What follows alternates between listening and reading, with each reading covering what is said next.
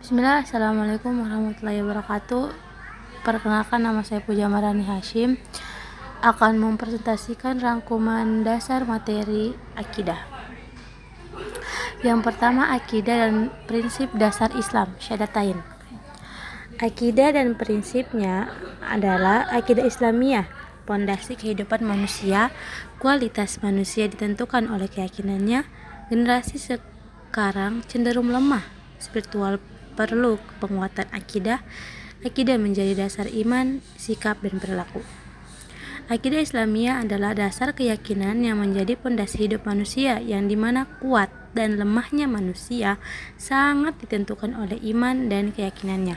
Lemahnya akidah melahirkan kebingungan hidup, sedangkan akidah yang benar melahirkan arah, makna, dan keteguhan.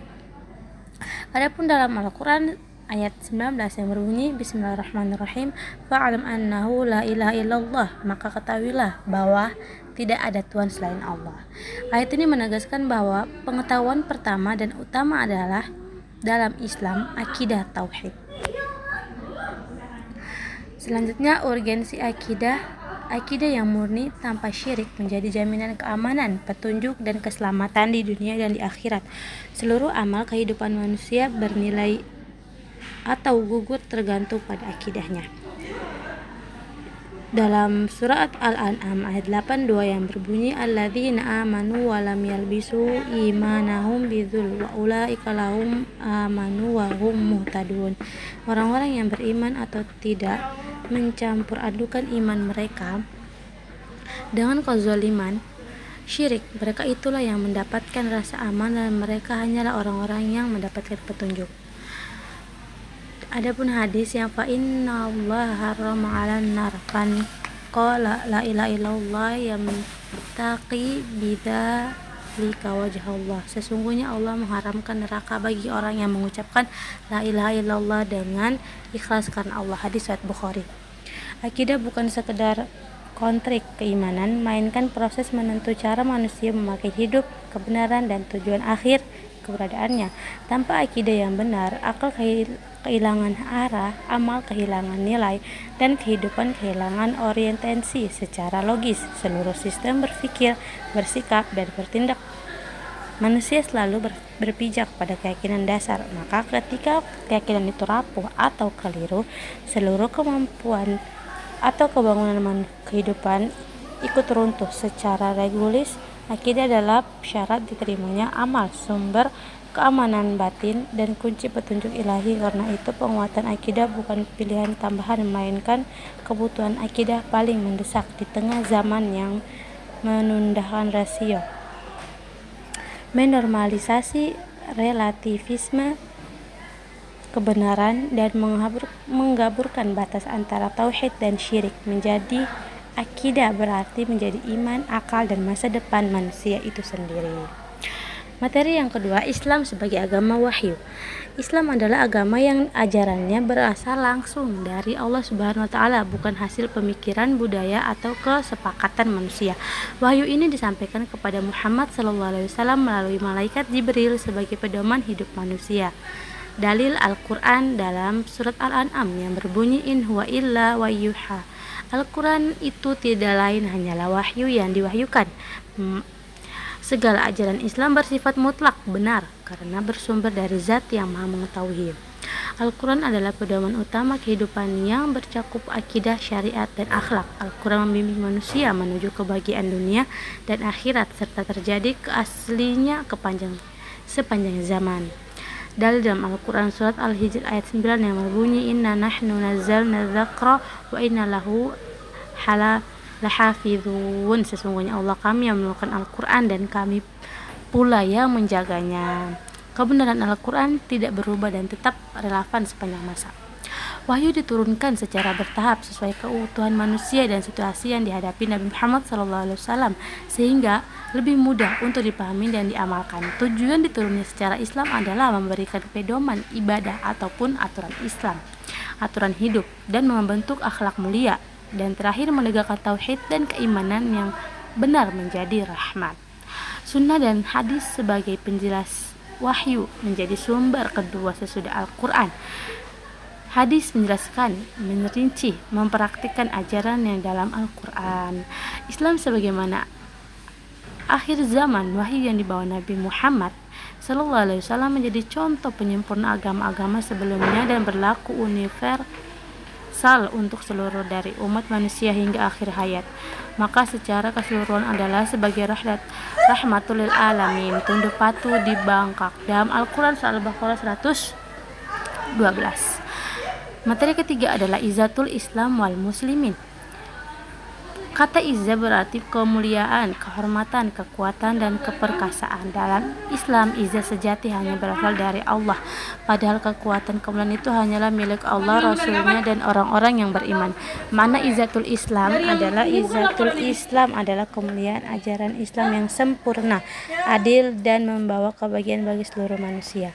Islam adalah agama yang mengangkat martabat manusia, menegakkan keadilan, dan membimbing akhlak dan kehidupan. Izzah suatu bangsa artinya sesuatu atau sesungguhnya umat manusia bangsa itu ditentukan oleh akhlaknya. Jika akhlak hilang, maka mereka hilang pula kejayaannya. Tauhid dalam Al-Quran surat As-Saff ayat 181-182 yang artinya dan selamat sejahtera bagi para rasul dan segala puji bagi Allah Tuhan seluruh alam. Makna izzatul muslimin adalah kemuliaan dan kehormatan umat Islam yang diperoleh ketika mereka beriman dengan benar, taat kepada Allah dan Rasulnya, dan mengamalkan ajaran Islam dan kehidupan. Karunia memiliki keyakinan yang izzah bahwa izzah adalah di tangan Allah yang akan diberi kepada Rasulullah dari kaum muslimin. Sumber kemuliaan Islam dan umatnya, satu tauhid yang murni mengikuti Al-Quran dan Sunnah, akhlak yang mulia, persatuan umat, dan ilmu dan amal soleh. Penyebab hilangnya izzah adalah kemuliaan Islam, dan kaum muslimin bisa hilang jika meninggalkan ajaran Islam, lebih bangga dengan budaya atau ideologi selain Islam, terpecah belah, dan jauh dari ilmu dan akhlak. Materi yang keempat, wasatiyah dalam akidah adalah berislam dengan cara yang adil dan berseimbang, dan jalan tengah yang tidak ekstrim karena ifrat atau berlebih-lebihan, dan tidak ekstrim kiri tarif atau mengurangi ajaran agama. Wasatiyah juga berarti adil, pilihan terbaik, dan lurus.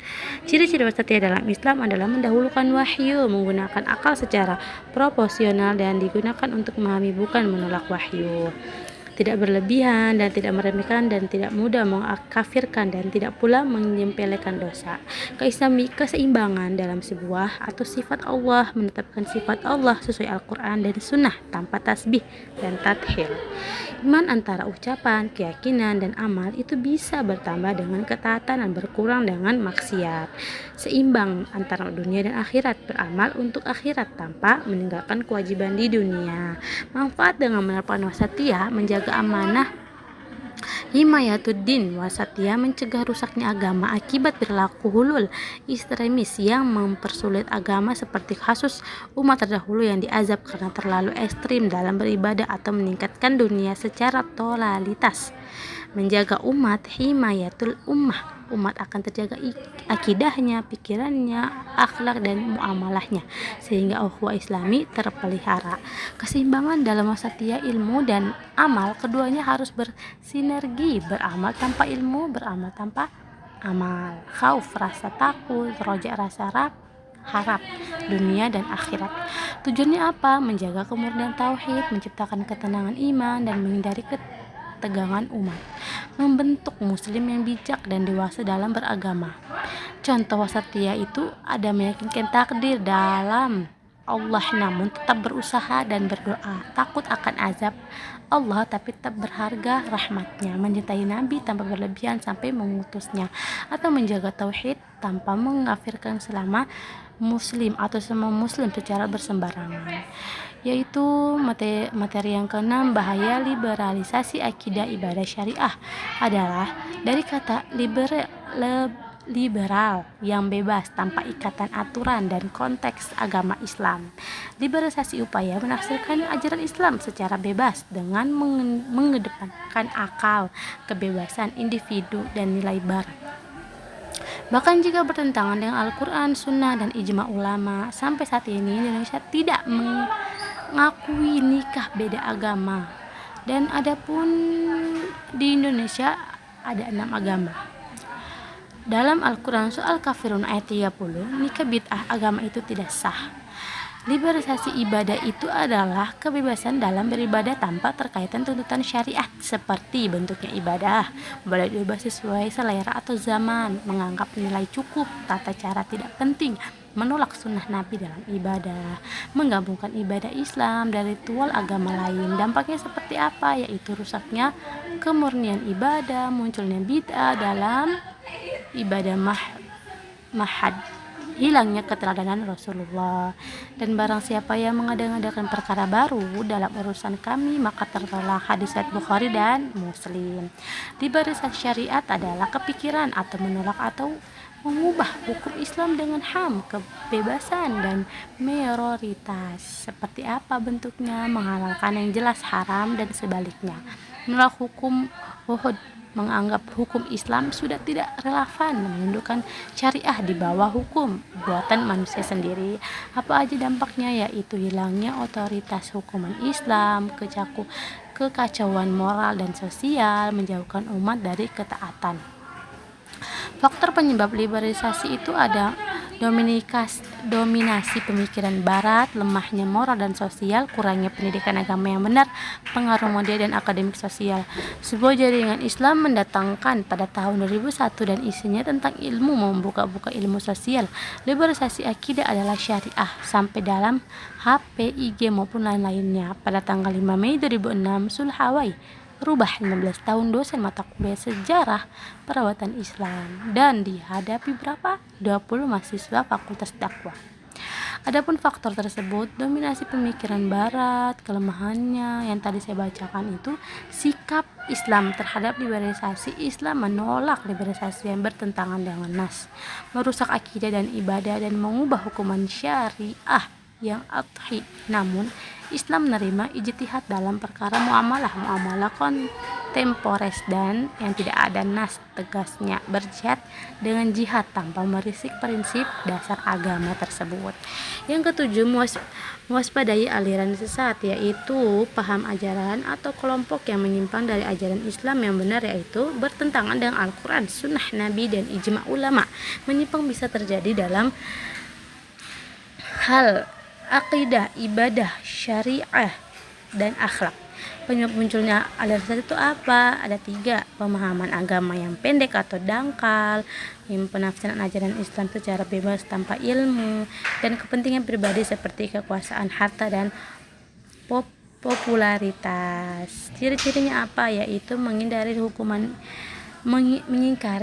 iman dan Islam, mengakui Nabi atau Rasul, menerima wahyu sesudah Nabi Muhammad, menyebarkan ajaran dalam secara diam-diam ataupun sembunyi-sembunyi. Adapun dalil peringatan terhadap penyimpanan dalam Al-Quran Al-An'am ayat 153 yang artinya, dan bahwa yang kami perintah itu adalah jalanku yang lurus, maka ikutilah dan janganlah kamu mengikuti jalan-jalan yang lain. Cara mengatasinya seperti apa? Berpegang fatwa resmi dalam lembaga ulama. Tidak mudah untuk percaya pada ajaran dalam Al-Quran. Menghindari dari kelompok tertutup atau maksa maupun menyimpan dari ajaran Islam astagfirullah syariah. Tanggung jawabnya dalam umat Islam itu menyeluruskan kesalahan pahaman dengan cara yang bijak, melindungi keluarga dan diri sendiri dari ajaran menyimpang. Adapun hadis, mengawasi aliran sesat adalah kewajiban setiap muslim untuk menjaga kemurnian akidah dan ajaran Islam, benteng utama dari kesesatan dalam ilmu, iman, dan istiqomah dalam mengikuti Al-Quran dan Sunnah sesuai pemahaman para ulama. Rasulullah SAW bersabda, umatku akan terpecah menjadi 73 kelompok atau golongan, semuanya di neraka kecuali 1. Hadis riwayat Tirmizi. Dampaknya itu seperti apa? Menyesatkan orang dan terutama yang lemah ilmu agamanya, merusak akidah, ibadah, dan memecah persatuan Islam, menimbulkan konflik, menurunkan citra manusia. Yang ke-8, hari kiamat dan kehidupan akhirat itu adalah berakhirnya seluruh kehidupan di dunia dan dimulainya kehidupan di akhirat, di mana semua manusia akan dibangkitkan, dihisab, dan diberi balasan atas amal perbuatannya. Hari kiamat itu banyak sebutannya, ada yaumul akhir, yaumul bats, yaumul hisab, dan yaumul yaza. Dalam Al-Quran surat Al-Imran ayat 185, setiap yang bernyawa pasti akan merasakan mati. Adapun kedudukannya iman pada hari kiamat adalah rukun yang kelima. Tanpa iman kepada hari kiamat, iman seorang yang tidak sempurna. Apa sih fungsinya? Fungsinya menguatkan keimanan, mendorong amal soleh, menahan diri dari maksiat, dan menundukkan tanggung jawab dan moral.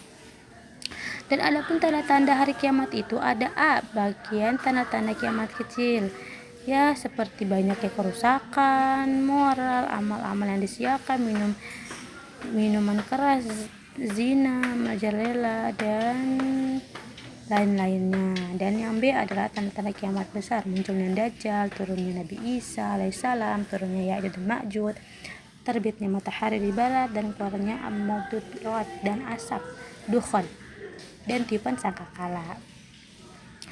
Apa saja peristiwanya di hari kiamat? Ada sangkakala yang pertama meninggalkan semua manusia, dan tiupan sangkakala kedua itu dibangkitkan manusia, dikumpulkan di padang mahsyar, dan hisab dan mizan itu perhitungan dan penimbangan amal, jembatan yang di atas neraka dan menetapkan tempat akhir surga atau neraka.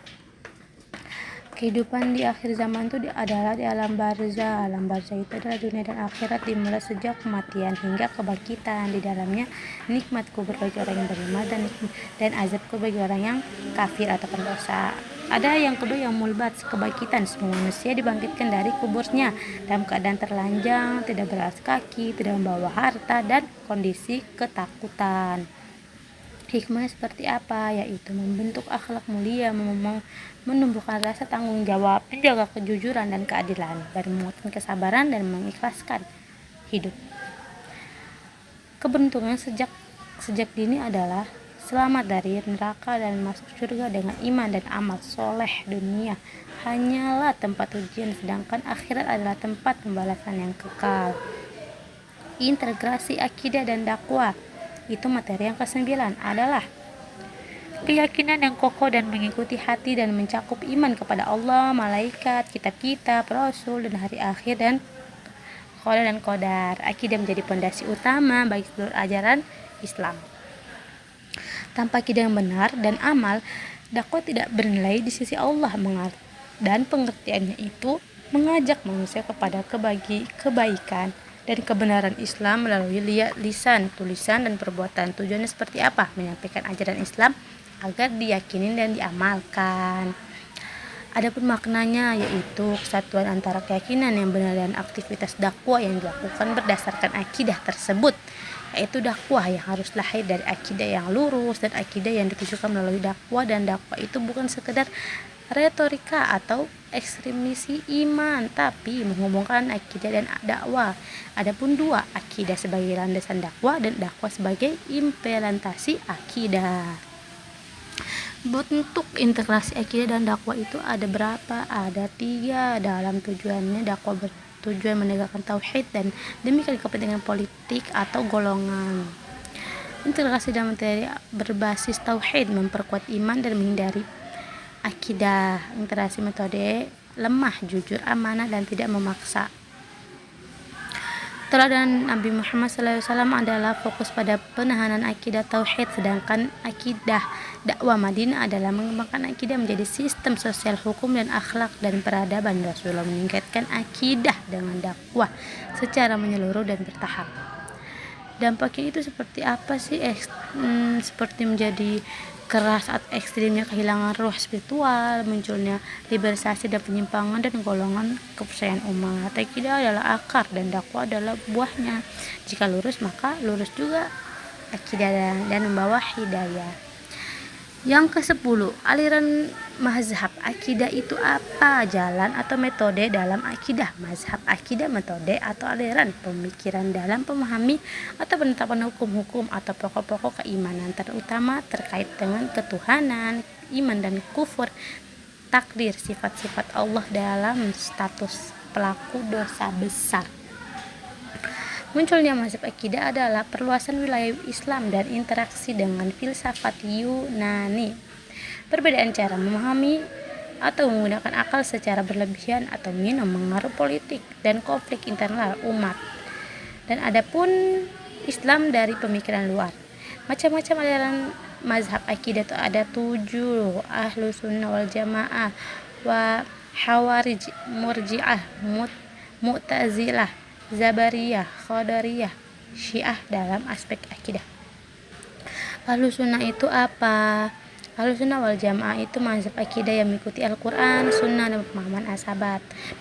pemahaman sahabat. Tokoh-tokohnya itu Imam Abu Hasan Asy-Sy'ari dan Imam Abu Mansur Al-Maturidi. Ciri-cirinya itu adalah probabilitas, menetapkan sifat Allah tanpa tasbih dan tahlil, dan iman adalah keyakinan dalam hati, ucapan, dan amal, dan pelaku dosa besar tidak kafir tetapi fasik. Setiap muslim terhadap perbedaan mazhab akidah itu berpegang pada Ahlus Sunnah wal Jamaah, menghindari sikap ekstrim, menguatkan ilmu dan dalil, tidak mudah mengkafirkan, dan menjaga ukhuwah Islami sekitar. Apa mazhab akidah muncul karena perbedaan metode memahami dalil? Ahlus Sunnah wal Jamaah adalah mazhab akidah yang paling lurus karena menyimpang wahyu yang dan akal. Memahami aliran akidah penting sangat agar umat Islam tidak berjerumus dalam kesesatan dan tetap berada di jalan yang benar. Adapun materi yang terakhir, implementasi keteladanan Rasulullah adalah sikap mencontoh perilakunya, contoh dan prinsip hidup seseorang yang baik untuk diterapkan dalam kehidupan sehari-hari. Dalam Islam, Nabi Muhammad adalah teladan terbaik, uswah hasanah bagi seluruh umat manusia. Kedudukan Nabi Muhammad itu adalah teladan sempurna dan yang menyeluruh, yaitu akidahnya, ibadahnya, akhlaknya, sosialnya, kepemimpinannya, dan dakwanya sendiri. Beliau bukan hanya menyampaikan wahyu tetapi melaksanakan ajaran nyata, ajaran Islam. Organisasi implementasi keteladanan Nabi itu apa aja? Bentuknya: pribadi muslim berakhlak mulia, menjaga kemurnian Islam, menguatkan iman dan amal, membangun masyarakat Islami, dan menjaga tantangan zaman modern tersebut.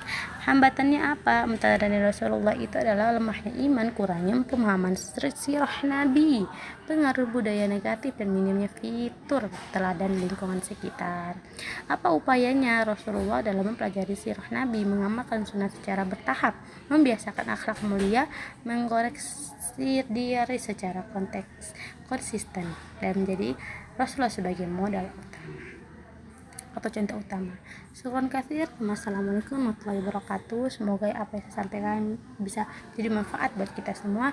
Apabila ada kata yang salah datang dari saya sendiri dan ada kata yang benar dari Allah SWT, dan materi yang saya sampaikan hanya 11 karena ada materi pengulangan di materi ketiga dan keempat. Assalamualaikum warahmatullahi wabarakatuh.